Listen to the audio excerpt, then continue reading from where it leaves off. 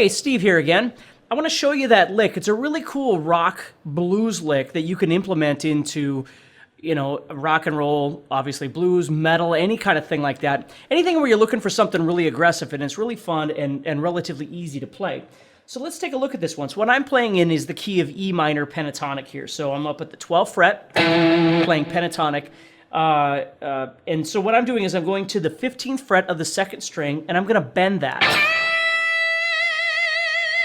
Now, if you've ever seen any of my stuff before, you know how imperative it is to me that you work on a really great sense of bending and a really great sense of vibrato. Those two things, aside from the lick that I'm going to show you, are just incredibly important that you develop.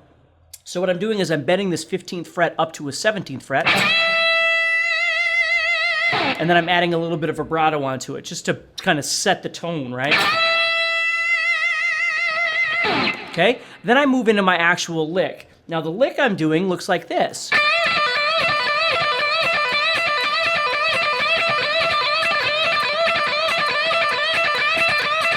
Okay, let me slow it down and show you what I'm doing. I'm going.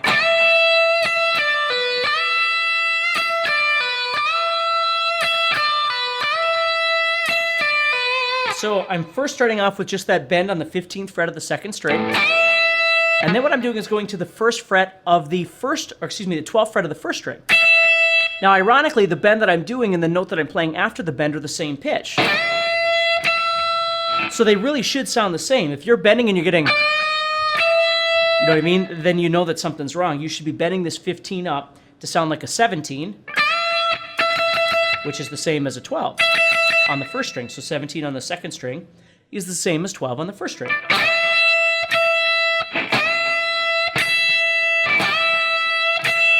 Okay, then what I'm doing is I'm doing a pull-off from 15 to 12 on the second string, and I'm doing that with an up strum. So the bend I'm doing is with a down pick. The 12th fret of the first string is also a down pick, and then I'm doing an up pick on the 15.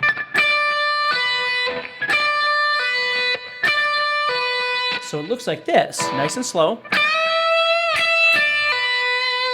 And then I'm doing that pull-off from 15 to 12. So remember some basic elements here that you really need to work on. The first thing is the bend itself. The second thing is cleanliness. When you're playing, trying to make sure that all the strings are silent. And just always remember that no matter what you do, unless it's intentional, you want to make sure that whatever string that you're playing, the other 5 strings are completely dead. Okay? So as I'm playing this 15, you'll notice I'm deadening all the top strings with my arm over here, my hand, and I'm deadening the first string with this hand. So as I play, and I strike that 15th fret bend, I'm holding the first string quiet with this hand, and I'm holding all the top strings quiet with this hand. Then I gotta move over here. So as I move to that 12th fret of the first string, again, this hand is keeping everybody quiet. The only thing I have to be careful about now is that second string. So what I do is I use the tip of my index finger, and I lightly touch the second string with just the tip. I don't press on it or anything. I'm just lightly touching the second string with the tip of my index finger. So as I play,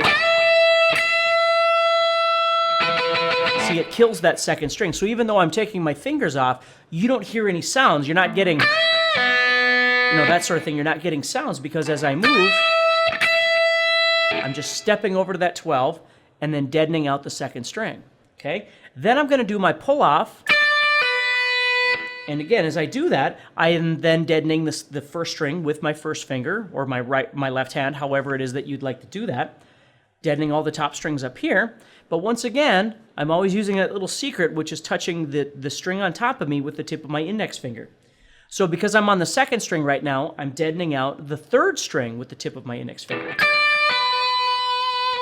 That way I can kind of protect myself a little bit. Sometimes it's kind of hard to use your right hand to deaden out all the way down to the string that you want, because then your palm gets in the way. So that's what's nice about using the tip of your index finger, is that you can deaden that string right above wherever your action is, and then your right hand can be above that, covering all the additional strings that are up on top of there. So you have this.